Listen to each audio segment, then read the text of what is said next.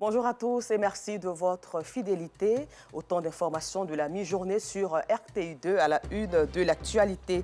Hier, 19 août, était la journée mondiale de la photographie et les femmes qui ont embrassé ce métier étaient à l'honneur.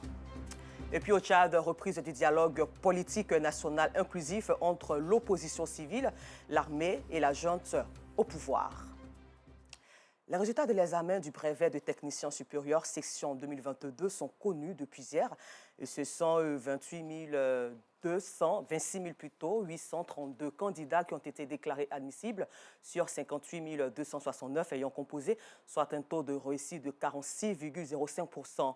Pour les filières industrielles, ce sont 10 319 admissibles sur 17 830 candidats présents, soit un taux de réussite de 57,87%.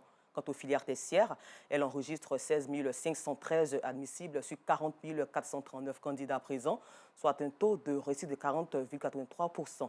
Les candidats disposent de 3 jours à compter de ce samedi 20 août 2022 pour introduire leurs réclamations si nécessaire sur le site www.examenbts.net. Nous le disions en titre, elles s'imposent dans un métier dominé par les hommes et entendent y apporter leur expertise. Les femmes inondent le secteur de la photographie avec fierté. À l'occasion donc de la journée de la photographie, elles étaient à l'honneur, armées de courage et d'abnégation, des femmes déterminées à bousculer la hiérarchie et à pérenniser surtout l'image. Avec Afisiata Karamoko Dosso, Enza Traoré et Seydou Ouattara, découvrons-les ensemble. Chantal Biette est photographe-reporter depuis 1994. Cette passionnée de l'image exerce à l'ISTC Polytechnique, Institut des sciences et techniques de la communication. C'est un métier passionnant. Il consiste d'abord à prendre des images et à constituer une banque d'images. Chaque fois que des autorités ont besoin des images, je crois que là, je sais comment donner ces images. Dans un environnement d'hommes, elle arrive à tirer son épingle du jeu. Ceci au grand bonheur de son responsable. La prise de vue fait partie des unités d'enseignement que nous dispensons. Et quand on a des femmes dans le domaine, je pense que ça peut influencer l'ensemble des femmes que nous avons ici. Chantal est active dans le domaine de la photographie. À preuve, elle est membre fondatrice de l'Association des journalistes reporters photographes de Côte d'Ivoire. Ce matin, son agenda lui indique une réunion avec le bureau exécutif. Au programme, conférence de rédaction pour alimenter le journal en ligne Femmes Info. Nous avons créé une association. De l'association, nous avons créé un journal en ligne. Les images retracent l'histoire. Nous, femmes, photographes, reporters, nous sommes au cœur de la nation. La présidente de l'association, très engagée, entend valoriser ce métier qu'elle qualifie de métier noble. Grâce à mon appareil photo, je puis serrer la main à tous les chefs d'État de la Côte d'Ivoire. Les avantages liés au métier de photographe, Patricia Issé les expérimente au quotidien. Sa passion et sa rigueur ont fait d'elle la photographe attitrée d'une autorité du pays. J'ai connu Madame le ministre depuis 2003-2004. J'ai commencé à l'observer. J'ai dit, mais cette dame, elle a beaucoup de charme. Mais son charme, c'est son sourire et ses foussettes. Donc il fallait faire ressortir. Les flashs de l'appareil font naître une véritable complicité entre la photographe et la photographiée. Elle a fini par s'imposer par sa manière de me prendre, par sa manière de m'encourager. Quelquefois, vous n'avez pas envie de faire des photos et pourtant vous devez faire des photos. Les Ivoiriens qui disent souvent, vous avez un magnifique sourire dans vos photos, mais c'est le photographe qui réussit à m'arracher ce sourire-là. C'est vrai, elle a son état de femme qui peut l'obliger donc à être absente pour des raisons de famille. Mais ça, toutes les femmes sont soumises à cela. Le partage des responsabilités donc, doit se faire dans le couple. La complicité dans le couple, c'est l'affaire d'Annick Nguessan Zokou. Celle qui se fait appeler la photographe atypique, s'est spécialisée dans la photographie de boudoir. C'est une photographie de portrait qui est destinée au couple ou à la femme pour se remettre un peu en valeur. Avec elle, l'appareil photo devient aussi un allié de séduction. Elle reçoit Anne-Régina, une cliente venue pour un shooting, si bientôt son anniversaire de mariage. Des réglages à faire. La séance peut à présent commencer. Le choix des photos, une autre étape.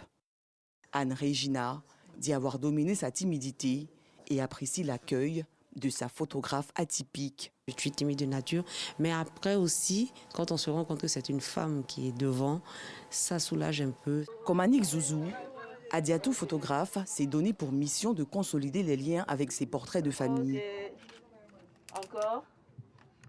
Je suis beaucoup basée sur la famille. C'est des photos qui restent pour la vie. Les habitants de son quartier d'Okuyi, un sous-quartier de la commune d'Abobo, se disent satisfaits des prestations qu'elle leur offre. C'est une bonne dame, elle est une femme battante qu'on doit encourager. Cette femme battante ne se limite pas au studio, elle est régulièrement sur le terrain. Là, je viens de finir la séance photo. Je me prépare pour un mariage à Bingerville. Direction, la commune de Bingerville.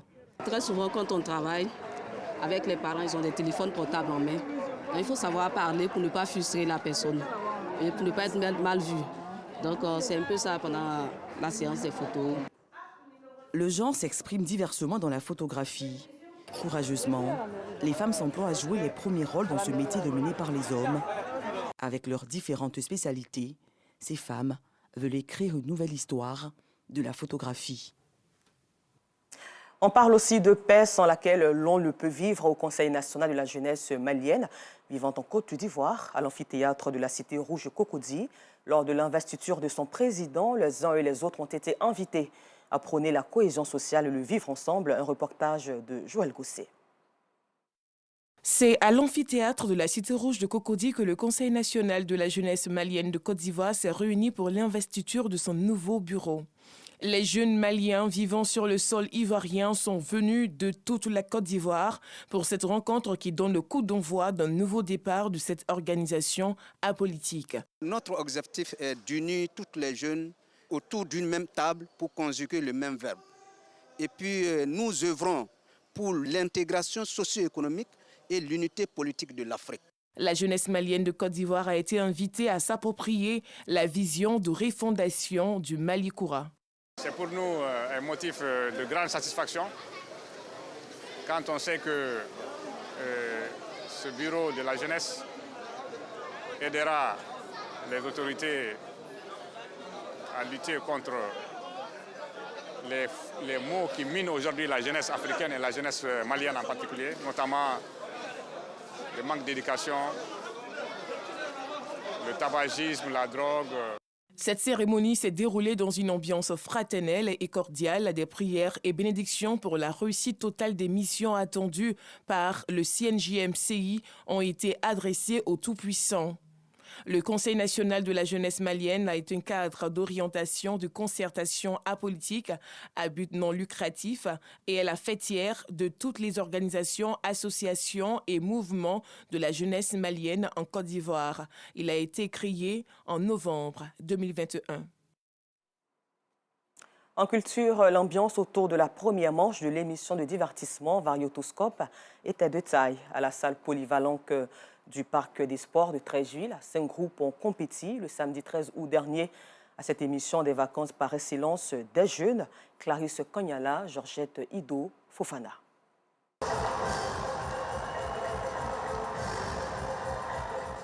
Ils sont venus nombreux, ces jeunes des communes du district d'Abidjan et des villes de l'intérieur, mais aussi de la diaspora pour prendre part à cette première manche de la 23e édition de la grande émission des vacances de la RTI Variétoscope. À l'issue de la compétition, Pays-Bas de Dronguinier et Lagné-Bitiassa, classés respectivement premier et deuxième sur les 5 groupes en compétition, sont qualifiés pour l'une des 2 demi-finales. C'est ma première participation au Variétoscope, mais je trouve qu'elle est très géniale. J'aime bien l'ambiance de la foule et aussi le talent que démontrent ces différents acteurs et danseurs. Vraiment tout ça, ça enchante, ça embellit encore plus l'événement. Je suis quitté aux États-Unis spécialement pour Variétoscope. Donc ça a été une très belle émission, j'ai aimé, ça m'a rappelé des bons moments dans le passé parce que j'ai participé à Variétoscope dans le temps. Je voulais dire bravo aux différents groupes qui sont passés aujourd'hui. Ils ont fait de très belles prestations et donc on a beaucoup aimé. Et vive Variétoscope, vive la jeunesse ivoirienne et thank you very much for having me. Le groupe des descendants du Nemba de Danané, qui était en tête après ses 2 premières prestations, a perdu la compétition. La raison ? Le groupe de Danané, qui, selon les membres du jury, avant même de délibérer, étaient en tête sans leur dernière participation et par leur faute. Et je voulais simplement dire à tous les groupes que désormais nous n'allons même pas prendre une chanson sur YouTube pour jouer. Ce n'est pas possible. C'est de l'amateurisme notoire. On leur dit, vous avez plusieurs supports et surtout, donnez-nous ça sur clé. Et généralement, venez avec 2 clés. Comme ça, au moins, s'il y a une qui prend un virus, vous avez l'autre pour sauvegarde. Tous les autres groupes, ça s'est bien passé, sauf eux. Pourquoi? Et ils nous demandent de brancher pour récupérer la chanson sur YouTube. Donc YouTube, c'est Internet. Mais Internet, ça s'arrête. Et c'est ce qui s'est passé. Internet s'est arrêté en cours de diffusion. Avant le début de la compétition, dans les vestiaires, les groupes étaient en plein préparatif. Si certains mettent leur tenue vestimentaire, d'autres font leur dernière prière. Pendant ce temps, les groupes déjà prêts se rapprochent du podium. Je suis très heureux de participer à Varitoscope. L'essentiel, c'est de rester zagué, se concentrer, faire tout ce que nos chorégraphes nous ont montré. Et puis voilà, on attend le résultat. La compétition démarre. C'est sûr que les autres manches seront plus relevées parce qu'ils auront le temps d'écouter l'émission rétro, l'émission de critique qui se fera, et ils vont s'améliorer. Ce sont au total 20 groupes en compétition pour 4 manches éliminatoires. Cette année, la finale est prévue pour le 24 septembre 2022. Organisée par la jeunesse d'Abongwa, village département d'Ara, la seconde édition de l'Aouia Festival s'est tenue sous le thème Culture et développement, cas du Moronou. Un festival dont l'objectif est de faire la promotion des valeurs et atouts culturels du canton Aouia. Le commentaire de Joël Gousset. Concours de contes et légendes, chants et danses traditionnelles, concours de beauté, tournois de football, concours culinaire, concerts de plusieurs artistes de renom et bien d'autres articulations. Tel était le menu de l'Aouia Festival 2022 initié par la jeunesse du village d'Abongwa dans le département d'Ara sur le thème Culture et développement, cas du Moronou. L'Aouia Festival est un événement culturel qui vise à promouvoir tout ce qui est culturel, tout ce qui est patrimoine culturel dans notre tribu. Notre tribu s'appelle Aouia et voilà, nous faisons la promotion de cette tribu-là à travers ce festival. Le président du Conseil national de la jeunesse du département d'Ara a félicité et encouragé la jeunesse d'Abongwa pour cette belle initiative qui, selon lui, est un exemple à suivre. Les jeunes qui ont compris que la valeur de la jeunesse se trouve dans le travail. Parce que l'exemple que vous montrez, c'est ce bel exemple de responsabilité, d'engagement. La présidente de la cérémonie, la ministre Arlette Badou Kwame Nguessan, par ailleurs maire de la commune d'Ara, s'est dite touchée par cette initiative qui vise à perpétuer les valeurs et traditions de la tribu Aouia. C'est vrai qu'Ara est le chef-lieu de département, mais c'est à partir Abongwa que sont partis ceux qui ont fondé Ara. Tant qu'il y aura des jeunes responsables, des jeunes conscients, des jeunes qui sont capables d'initier ce genre d'événement, quand vous allez m'appeler, je répondrai présent, présent, présent, présent. Les lauréats des différents concours ont reçu plusieurs récompenses. C'est par le concert du groupe Espoir 2000 que s'est achevée la 2e édition de l'Aouia Festival.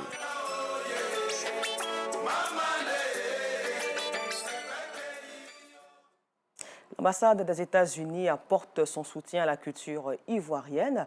Les relations sont au beau fixe entre les deux pays. Récemment, le Musée national du costume de la ville historique de Grand-Bassam a été doté d'infrastructures pour recevoir plus de monde. Un appui en matériel divers d'un montant de 45 millions de francs CFA offert par cette ambassade qui se positionne ainsi comme partenaire du musée. Les précisions de Clément Bocco. Ce bâtiment qui a servi de résidence aux 4 premiers gouverneurs de la Côte d'Ivoire est depuis 1981 le Musée national du costume du Grand-Bassam. Ce musée reçoit des visiteurs du monde entier.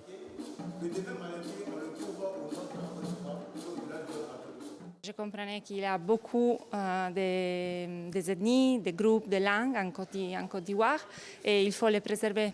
Pour accueillir davantage de monde, l'établissement s'équipe en conséquence. Aujourd'hui, c'est un appui de l'ambassade des États-Unis d'Amérique estimé à plus de 45 millions de francs CFA. Depuis 2015, les États-Unis ont commencé à nous appuyer. D'abord, c'était 20 millions de francs CFA et avec ça, nous avons fait de la numérisation, de l'équipement des salles et de la réserve. Et puis, il y a eu la formation aussi. En fait, nous soumettons des projets qui sont validés. Et donc, cette année, le projet, c'est la conservation et la sécurisation des collections. Saluant ce geste, la ministre de tutelle est venue en personne réceptionner ces dons. Les États-Unis aujourd'hui, à travers le fonds qu'ils ont mis en place pour la préservation du patrimoine et de la culture, s'intéressent à notre musée des costumes. C'était une véritable joie pour mon département, pour notre pays. Il était important de valoriser cet intérêt pour la culture, afin de valoriser et de féliciter tout le travail qui est réalisé par les équipes du musée. Ce don aide à protéger les acquis, la collection et à vraiment véhiculer les richesses culturelles que le musée abrite. À travers ces dons, l'ambassade des États-Unis se positionne comme un partenaire de choix du Musée national du costume et s'engage aux côtés de la Côte d'Ivoire dans sa lutte pour la préservation et la pérennisation des cultures et civilisations ivoiriennes. Hors de nos frontières, le dialogue national inclusif entre l'opposition civile, l'armée et la junte au pouvoir au Tchad, plusieurs fois reporté, s'ouvre aujourd'hui, samedi 20 août, pour 3 semaines, avec pour objectif de tourner la page de la transition et de permettre surtout d'organiser des élections libres, apaisées et démocratiques.